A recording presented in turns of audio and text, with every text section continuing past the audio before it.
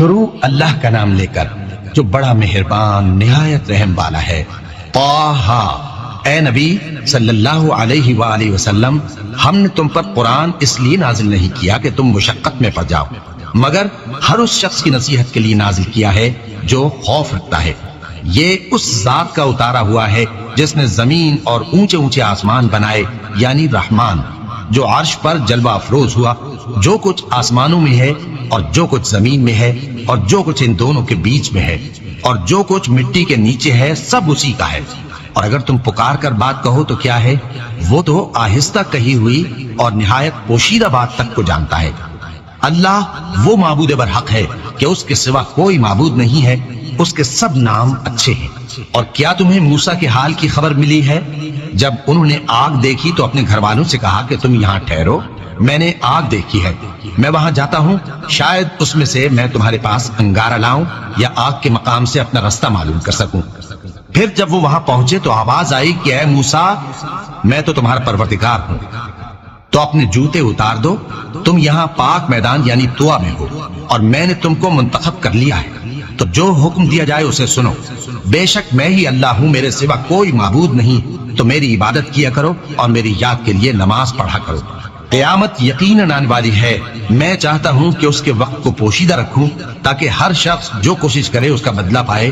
تو جو شخص اس پر ایمان نہیں رکھتا اور اپنی خواہش کے پیچھے چلتا ہے، کہیں تم کو اس کے یقین سے روک نہ دے، تو اس صورت میں تم ہلاک ہو جاؤ۔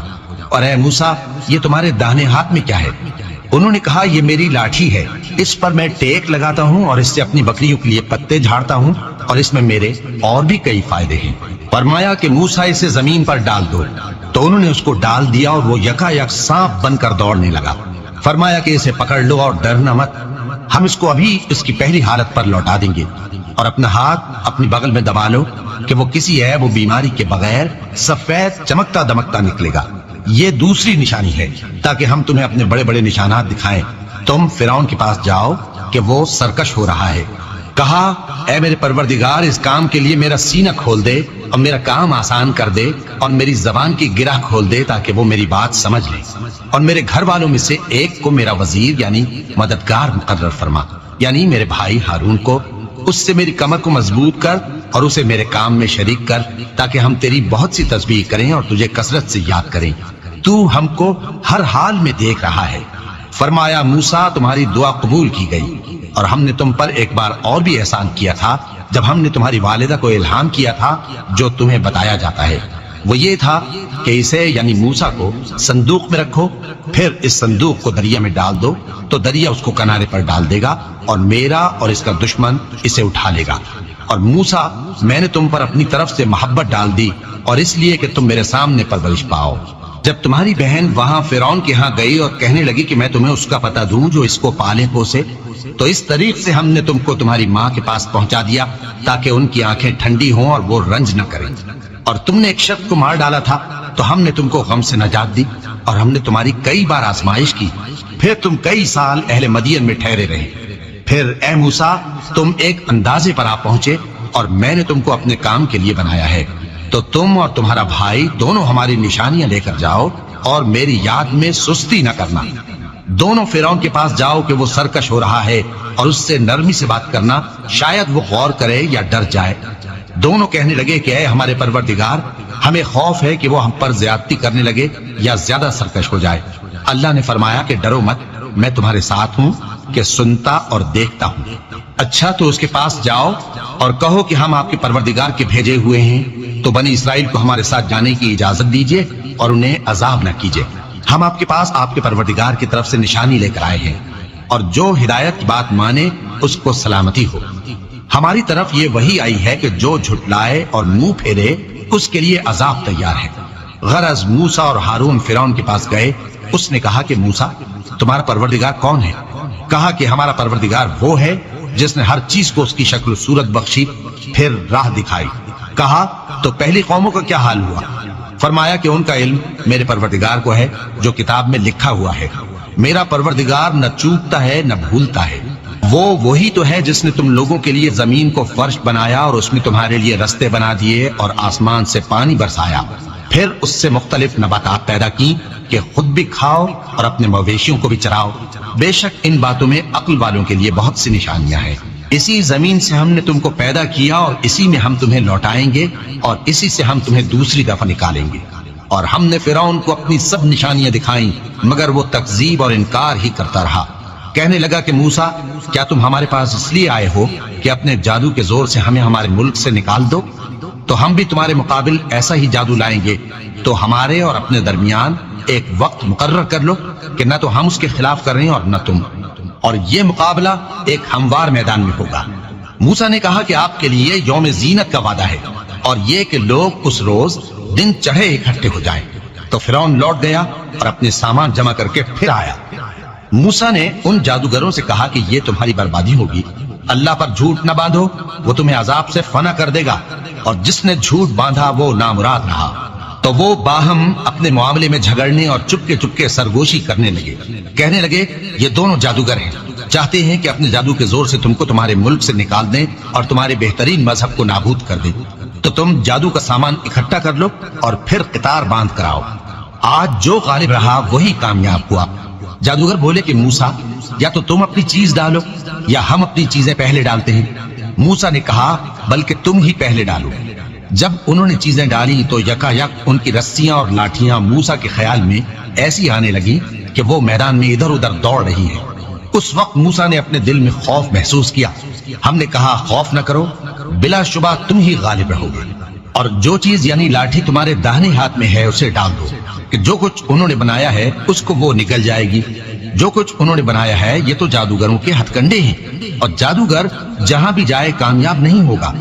اس پر جادوگر سجدے میں گر پڑے، کہنے لگے کہ ہم موسیٰ اور ہارون کے پروردگار پر ایمان لائے۔ فرعون بولا کہ پیشتر اس کے کہ میں تمہیں اجازت دوں تم اس پر ایمان لے آئے، بے شک یہ تمہارا بڑا یعنی استاد ہے جس نے تم کو جادو سکھایا ہے، سو میں تمہارے ہاتھ اور پاؤں مخالف سمت سے کٹوا دوں گا اور تم کو کھجوروں کے تنوں پر سولی چڑھوا دوں گا، اور تم کو معلوم ہوگا کہ ہم میں سے کس کا عذاب زیادہ سخت اور دیر تک رہنے والا ہے۔ انہوں نے کہا کہ جو دلائل ہمارے پاس آ گئے ہیں ان پر اور جس نے ہم کو پیدا کیا ہے اس پر ہم آپ کو ہرگز ترجیح نہیں دیں گے، تو آپ کو جو حکم دینا ہو دے دیجئے، اور آپ جو حکم دے سکتے ہیں وہ صرف اسی دنیا کی زندگی میں دے سکتے ہیں۔ ہم تو اپنے پروردگار پر ایمان لے آئے تاکہ وہ ہمارے گناہوں کو معاف کرے، اور اسے بھی جو آپ نے ہم سے زبردستی جادو کرایا، اور اللہ سب سے اچھا ہے اور ہمیشہ باقی رہنے والا ہے۔ جو شخص اپنے پروردگار کے پاس گناہگار ہو کر آئے گا تو اس کے لیے جہنم ہے جس میں نہ وہ مرے گا نہ جیے گا، اور جو اس کے روبرو ایماندار ہو کر آئے گا اور عمل بھی نیک کیے ہوں گے تو ایسے لوگوں کے لیے اونچے اونچے درجے ہیں، یعنی ہمیشہ رہنے کے باغ جن کے نیچے نہریں بہ رہی ہیں، ہمیشہ ان میں رہیں گے، اور یہ اس شخص کا بدلہ ہے جو پاک ہوا۔ اور ہم نے موسیٰ کی طرف وہی بھیجی کہ ہمارے بندوں کو راتوں رات نکال لے جاؤ، پھر ان کے لیے سمندر میں لاٹھی مار کر خشک رستہ بنا دو، پھر تم کو نہ فرعون کے آ پکڑنے کا خوف ہوگا اور نہ غرق ہونے کا ڈر۔ پھر فرعون نے اپنے لشکروں کے ساتھ ان کا تعاقب کیا تو سمندر کی موجوں نے ان پر چڑھ کر انہیں ڈھانک لیا یعنی ڈبو دیا، اور فرعون نے اپنی قوم کو گمراہ کر دیا اور سیدھے رستے پر نہ ڈالا۔ اے آل یعقوب، ہم نے تم کو تمہارے دشمن سے نجات دی اور تورات دینے کے لیے تم سے کوہ طور کی داہنی جانب مقرر کی، اور تم پر من اور سلوہ نازل کیا، اور حکم دیا کہ جو پاکیزہ چیزیں ہم نے تم کو دی ہیں ان کو کھاؤ اور اس میں حد سے نہ نکلنا، ورنہ تم پر میرا غضب نازل ہوگا، اور جس پر میرا غضب نازل ہوا وہ ہلاک ہو گیا۔ اور جو توبہ کرے اور ایمان لائے اور عمل نیک کرے پھر سیدھے رستے چلے اس کو میں بخش دینے والا ہوں۔ اور اے موسیٰ، تم نے اپنی قوم سے آگے چلے آنے میں کیوں جلدی کی؟ کہا وہ میرے پیچھے آ رہے ہی۔ اور اے میرے پروردگار، میں نے تیری طرف آنے کی جلدی اس لیے کی کہ تو خوش ہو جائے۔ فرمایا کہ ہم نے تمہاری قوم کو تمہارے بعد آزمائش میں ڈال دیا ہے، اور سامری نے ان کو بہکا دیا ہے۔ اور موسیٰ غصے اور غم کی حالت میں اپنی قوم کے پاس واپس آئے اور کہنے لگے کہ اے قوم، کیا تمہارے پروردگار نے تم سے اچھا وعدہ نہیں کیا تھا؟ کیا میری جدائی کی مدت تمہیں لمبی معلوم ہوئی، یا تم نے یہ چاہا کہ تم پر تمہارے پروردگار کی طرف سے غضب نازل ہو، اور اس لیے تم نے مجھ سے جو وعدہ کیا تھا اس کے خلاف کیا؟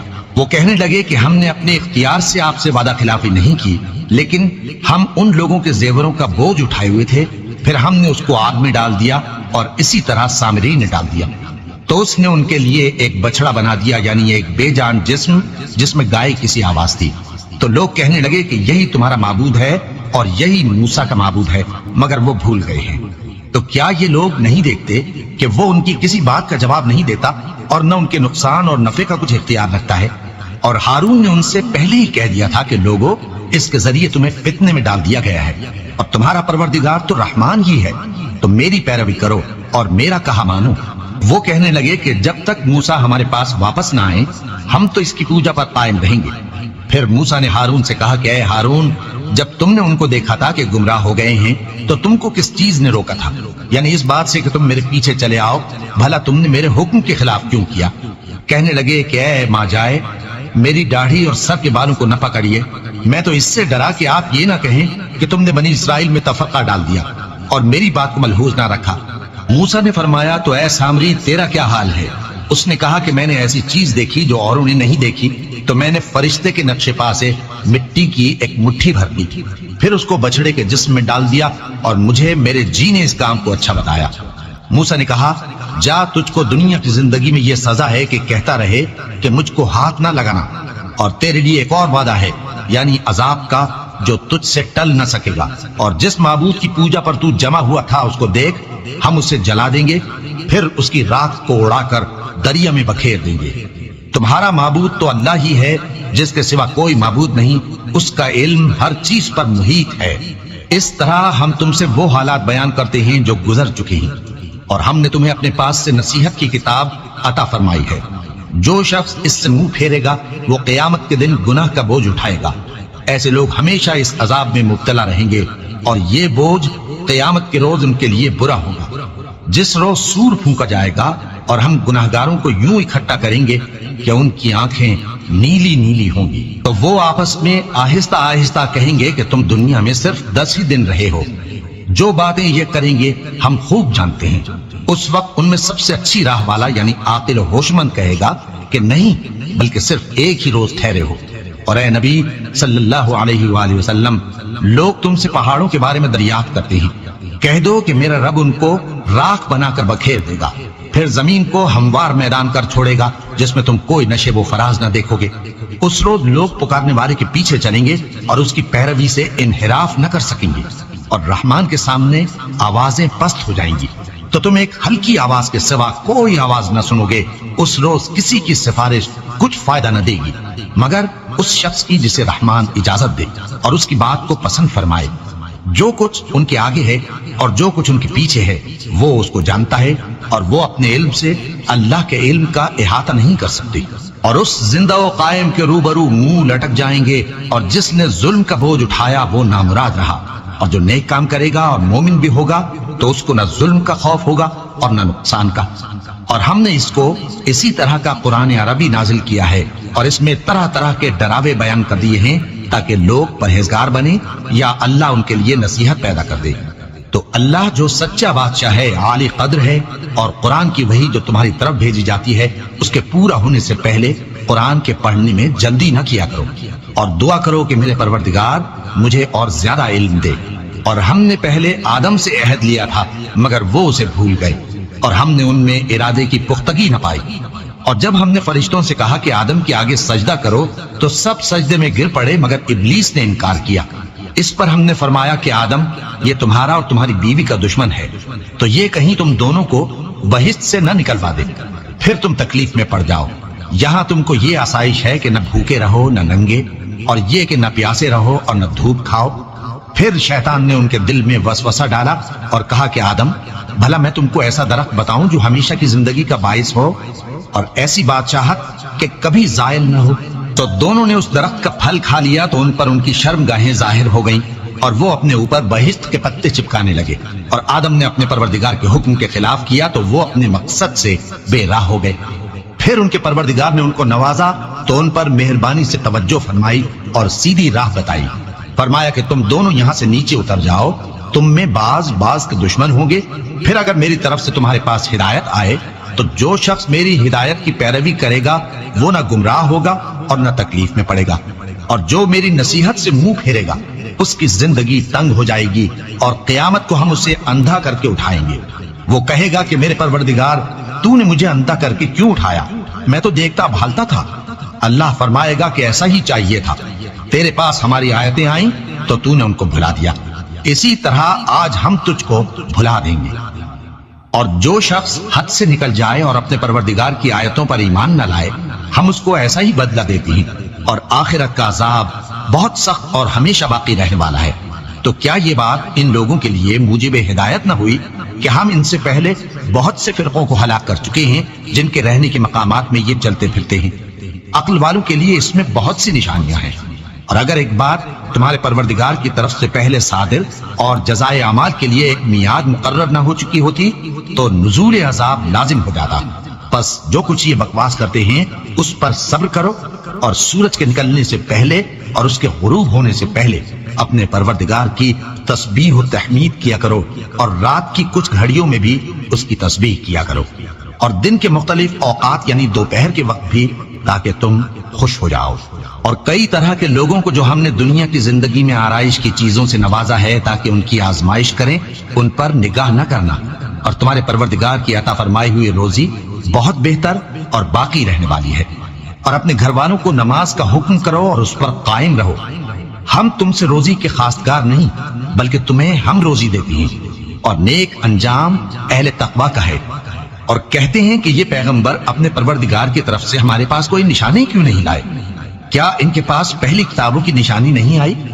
اور اگر ہم ان کو پیغمبر کے بھیجنے سے پیشتر کسی عذاب سے ہلاک کر دیتے تو یہ کہتے کہ اے ہمارے پروردگار، تو نے ہماری طرف کوئی پیغمبر کیوں نہ بھیجا کہ ہم ذلیل اور رسوا ہونے سے پہلے تیرے احکام کی پیروی کرتے؟